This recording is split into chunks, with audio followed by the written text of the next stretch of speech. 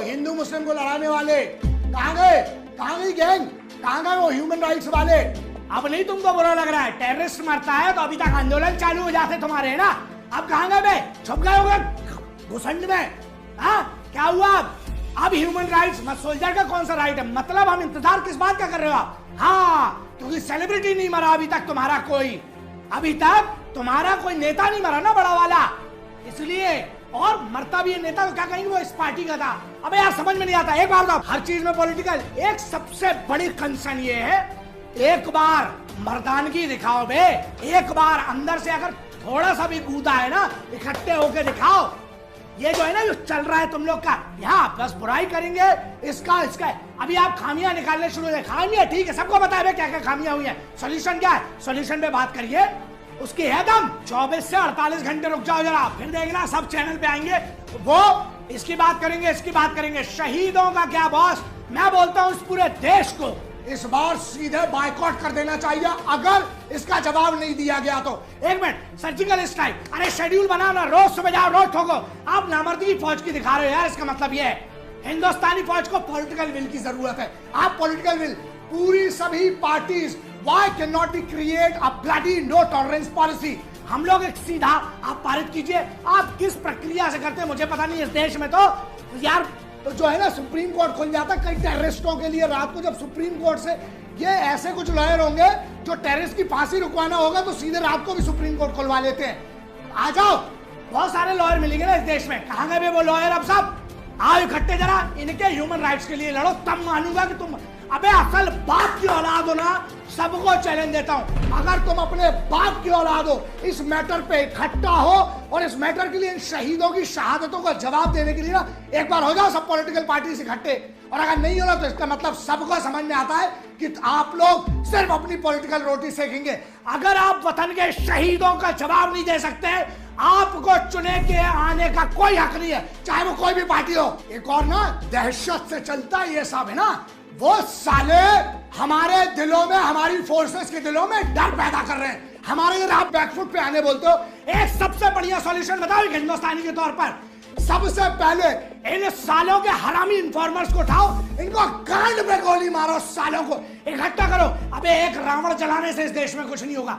इकट्ठा करो सालों को, सबको खड़ा करके इनकी गांड में गोली पब्लिक में मारो सालों की। लोग कहते ना अबे मैंने बहुत कंट्रोल किया, इसलिए मैं बहुत कंट्रोल करके, लेकिन सच्चाई है दोस्त, बहुत हमने देखा हिंदुस्तान में ना बहुत बड़े बड़े डॉन बनते हैं, नए नए लौंडे नॉर्थ में गोलियां चलाएंगे हवा में। अबे तुमको डॉन बनना है ना, अबे हम तो बोलते तुम इनमें से किसी को मारो ना, मैं लड़वा लूंगा तेरा केस। ऐसे किसी को ठोको साले हरामियों को जो इंफॉर्मेशन दे रहे हैं। ये साले ना कभी हिंदुस्तान के सगे थे जो इस टाइप का हमला करवाने में मदद करते हैं, और ना ये कभी हिंदुस्तान के सगे होंगे।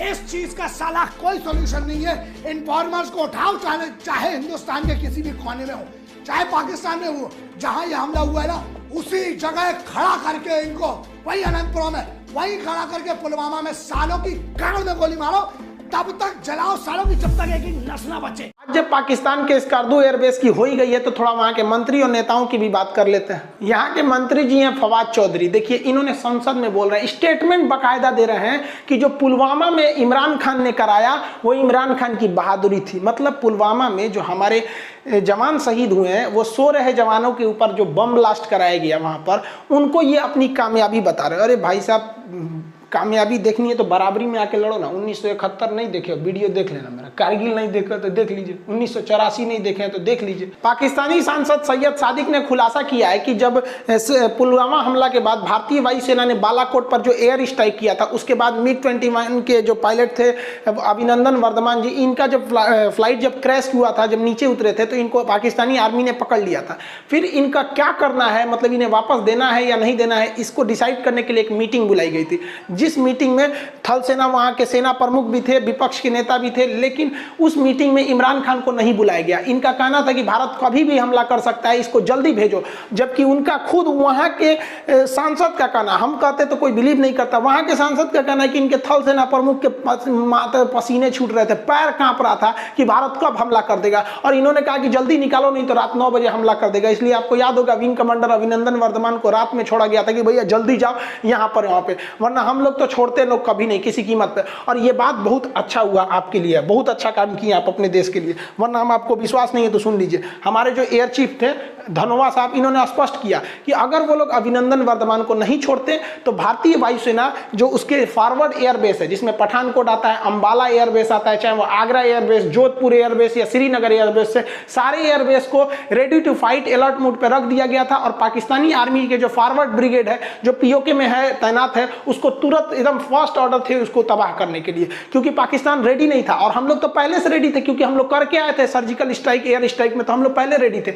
यही वजह था कि पाकिस्तान थोड़ा सा घबरा गया कि ये कर देंगे। और इन्होंने प्लान क्या बनाया था, कारपेट बॉम्बिंग। देख रहे हैं कारपेट बॉम्बिंग कैसे किया जाता है, कारपेट समझते हैं, कालीन की तरह। तो जिस तरह फर्श पर कालीन बिछाया जाता है ना, कारपेट बॉम्बिंग में उस तरह से बिछा दिया जाता है। देखिए हमें तकलीफ इस बात पे लगती है कि कोई हमारे पीठ पर आकर खंजर भोंक देता है। पुलवामा में फौजी आराम से बस में सोए थे, धमाका से उड़ा दिए, ये गलत लगता है ना। अरे भाई मारने का शौक ही है तो खुला ऐलान करिए कि युद्ध करना है, फिर हमारे वीर सैनिक दिखाएंगे कि हम लोग क्या चीज हैं। खैर हमें अपनी सुरक्षा को थोड़ा ध्यान रखना चाहिए, हमारे पास इंटेलिजेंस फेल्योर नहीं होना चाहिए, क्योंकि आप देखेंगे पुलवामा हमला भी हमारी अगर इंटेलिजेंस पहले से रहती तो हम इसे रोक सकते थे।